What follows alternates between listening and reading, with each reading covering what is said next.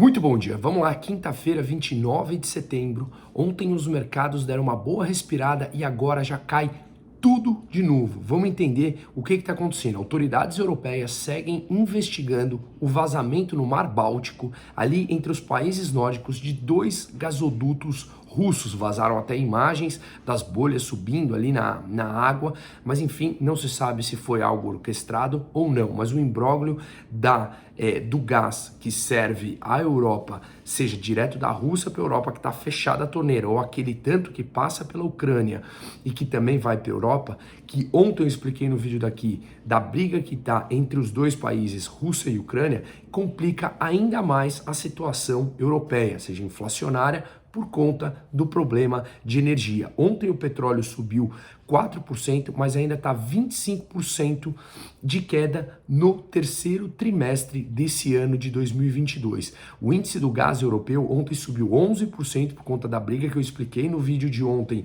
entre Rússia e Ucrânia, entre Gazprom e Naftogaz, as duas principais estatais de cada país, e agora já está caindo 11% hoje às 6h50 da manhã.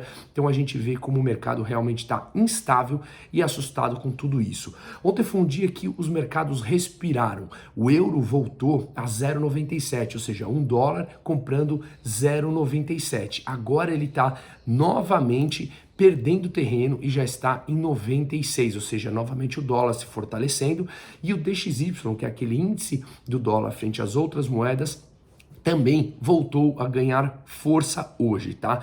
Com a alta dos mercados das bolsas mundiais ontem que respiraram, aqueles títulos de 10 anos dos principais países, Estados Unidos, Reino Unido e Alemanha, por exemplo, que são chamados os bonds, eles devolveram os juros que tinha subido, uma parte deles, obviamente. Ou seja, quanto mais juros esses títulos pagam, o que acontece é que você tem um cenário de mais risco. Então ontem, com as bolsas subindo, os juros caíram um pouquinho, com a notícia de que o Banco Central inglês iria comprar ou irá comprar temporariamente títulos de longo prazo, ou seja, mais intervenção no governo.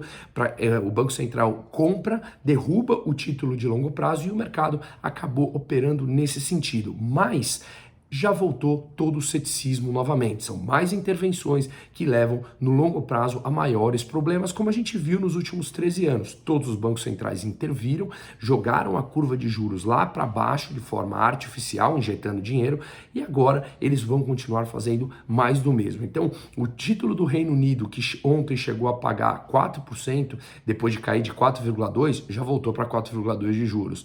O da Alemanha, que voltou de 2,2% para 2% ontem, já voltou para 2,2% hoje de juros também. O dos Estados Unidos chegou a bater 4% e está em 3,8%, mas a situação da Europa ela é mais complicada. Hoje tem dados de inflação do segundo trimestre nos Estados Unidos também, tá? E ontem saiu um dado importante que é o de hipotecas americanas, na verdade o de juros de hipotecas americanas, que são aqueles títulos de 30 anos, o mortgage, que pagou 6,5%, ou seja, está cobrando 6,5% para quem compra uma casa e vai financiar com uma taxa dessas. É a máxima desde agosto de 2008. Só para comparar, no ano passado, nessa mesma época do ano, estava 3,1%. Então está extremamente mais caro para o americano pagar as hipotecas da sua casa.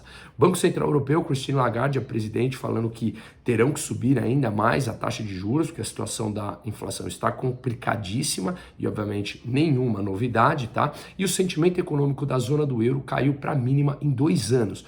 O índice de preço ao produtor da Itália subiu a um novo recorde, estava 36% no mês passado, subiu a mais de 40%, 40,1%. Falando no índice de produtor, no Brasil, caiu no mês, saiu ontem o dado, menos 3,1%. Deflação também no índice de preços ao produtor. Para ter uma ideia, no mês anterior tinha vindo uma alta de 1,13 e agora veio a menos 3. Então, inflação muito mais contida aqui no Brasil. Hoje tem dados de IGPM e relatório trimestral de inflação no Brasil. Um ótimo dia a todos.